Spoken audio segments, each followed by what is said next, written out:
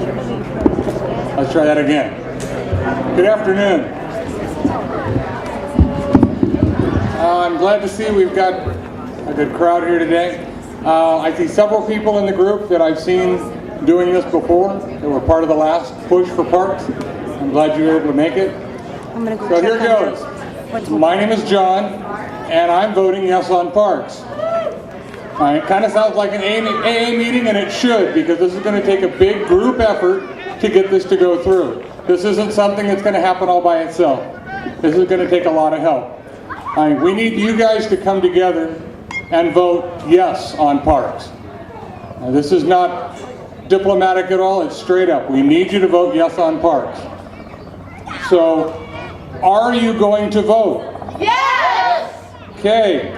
How are you going to vote? Yes on parks! All right. And who needs parks? We all do! That's right. This isn't something that's just for the kids out on the field. This is for everybody. All right. Our city representatives, they just stated that on June 7th, Wildemar will vote whether or not we want parks. It's that simple. It's not a matter of how we're going to fund them. It's either we pass a tax and fund parks, or we close the parks. And we need parks. We don't want to cut safety services like police or fire. It doesn't make sense. We have to keep our parks open though at the same time. It just wouldn't be wise to trim on our safety services.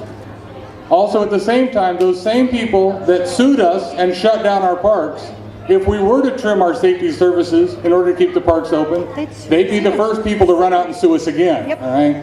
So it just doesn't make any sense. We need to keep our parks open. So the biggest questions are still, are you going to vote? Yes! How are you going to vote? Yes on parks!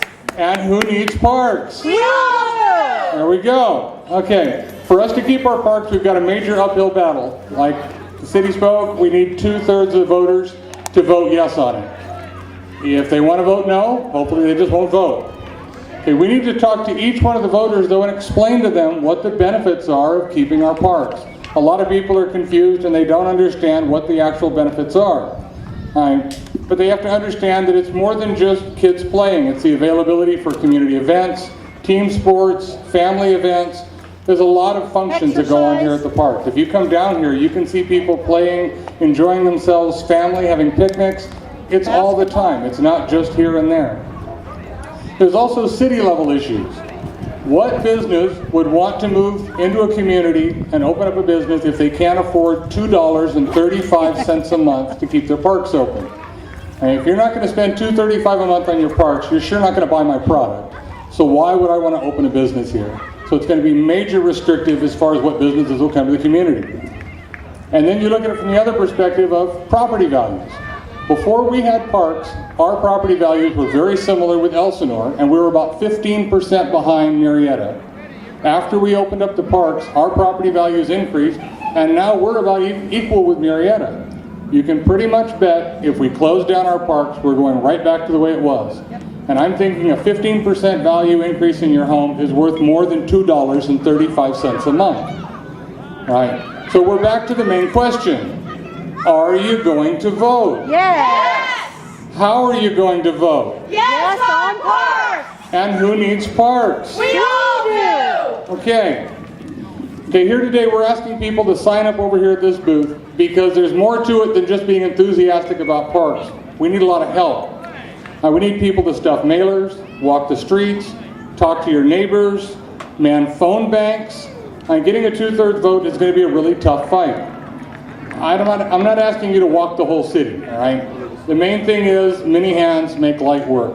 If we can get a lot of people together to help out with this, then you're dealing with your street, you're dealing with your neighbors, just trying to educate the people you know so that we can get people to understand the benefits of parks, all right?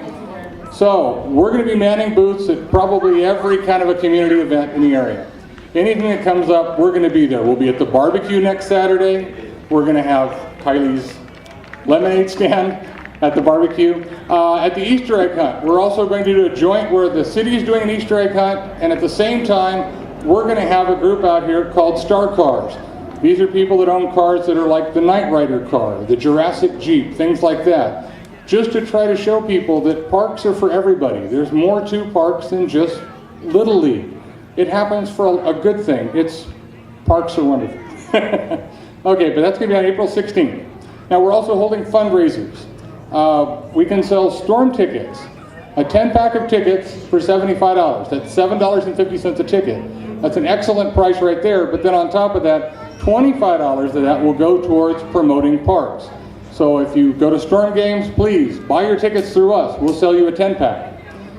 We can do this, but we all need to work as a team. We've got to get out there. We've got to educate the community. How do we contact you for those storm tickets? Over here at the booth, we've got information on how to contact us. Okay. I'm on Facebook. I'll give you my phone number, whatever it takes. Okay. I'll stay in communication from now until June 7th nonstop. So it all comes down to the final questions of, are we going to vote? Yes! And how are we going to vote? Yes on parks! And who needs parks? We all do! Please, lend a hand any way you can. Thank you very much. Yay! Good job, John. Signs, I've got signs. Please, come